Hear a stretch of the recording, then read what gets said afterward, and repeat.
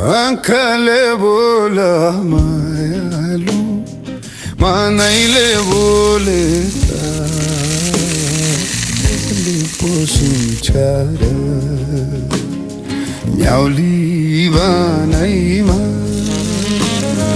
हितैको मायाले राखेमा हितैको मायाले राखेमा